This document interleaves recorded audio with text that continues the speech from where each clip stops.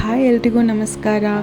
ಶಿವರಾತ್ರಿ ಹಬ್ಬಕ್ಕೆ ಒಂದು ಸ್ಪೆಷಲ್ ಸಿಹಿ ತಿಂಡಿ ಮಾಡ್ತಾರೆ, ಅದು ತಂಬಿಟ್ಟು. ಅದು ಹೇಗೆ ಮಾಡೋದು ಅಂತ ನಾವು ತೋರಿಸ್ಕೊಡ್ತೀವಿ.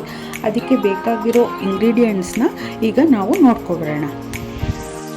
ಮೊದಲಿಗೆ ಅಕ್ಕಿ, ಬೆಲ್ಲ, ಎಳ್ಳು, ಕಡಲೆಬೀಜ, ಕಡಲೆ, ಏಲಕ್ಕಿ ಪುಡಿ, ಕೊಬ್ಬರಿ, ಬೆಲ್ಲನ ಒಂದು ಪಾತ್ರೆಗೆ ಹಾಕಿ ಎಲ್ಲ ಮೊಳಕೆ ತನಕ ನೀರು ಹಾಕಿ ಅದನ್ನು ಚೆನ್ನಾಗಿ ಕರಗಿಸಿ ಒಂದು ಕುದಿ ಬರೋ ತನಕ ಕುದಿಸ್ಕೋಬೇಕು.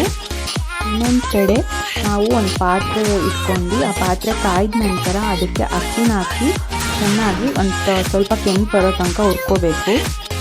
ಆ ಅಕ್ಕಿನ ಹುರಿದು ಪಕ್ಕಕ್ಕೆ ಇಟ್ಕೊಂಡು ಅದಕ್ಕೆ 2 ಕಪ್ ಹುರ್ಗಡ್ಲೆನ ಹಾಕಬೇಕು. ಕಡಲೆನೇ ಹುರಿಯೋಂಗಿಲ್ಲ, ಹಾಗೆ ಹಾಕಬೇಕು. ಇರೋ ಅಕ್ಕಿ ಮತ್ತು ಕಡಲೆ ಅದಕ್ಕೆ ಸ್ವಲ್ಪ ಏಲಕ್ಕಿ ಪುಡಿನ ಹಾಕಿ ಮಾಡಿಸ್ಬೇಕು. ನಂತರ ಎಳ್ಳನ್ನು ಒಂದು ಪಾತ್ರೆಯಲ್ಲಿ ಚೆನ್ನಾಗಿ ಹುರ್ಕೋಬೇಕು. ಆ್ಯಂಡ್ ಎಳ್ಳ ಹುರ್ಕೊಂಡ ನಂತರ ಬೀಜನ ಹುರ್ಕೋಬೇಕು ಕ್ರಿಸ್ಪಿ ಬರೋ ತನಕ. ಅದನ್ನು ಒಂದು ತಟ್ಟೆಗೆ ಹಾಕಿ ಆ ಸಿಪ್ಪೆನೆಲ್ಲ ಉಜ್ಜಿ ತೆಗಿಬೇಕು. ಆ ಸಿಪ್ಪೆನೆಲ್ಲ ತೆಗ್ದಾದ್ಮೇಲೆ ಒಂದು ಬಟ್ಲಿಗೆ ಟ್ರಾನ್ಸ್ಫರ್ ಮಾಡಿ ಇಟ್ಕೋಬೇಕು.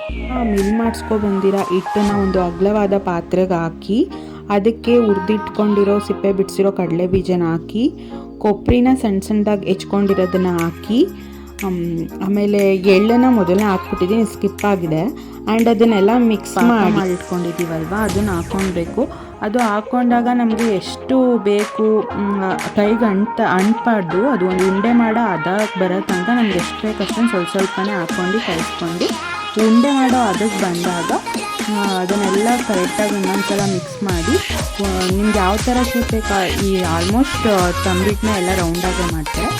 ರೌಂಡಕ್ಕೆ ಕಟ್ಕೊಂಡು ಇಟ್ಕೊಂಡ್ರೆ ತುಂಬ ರುಚಿಯಾದ ತಂಬಿಟ್ಟು ಶಿವರಾತ್ರಿ ಹಬ್ಬದ ಸ್ಪೆಷಲ್ ರೆಡಿ ಆಗುತ್ತೆ.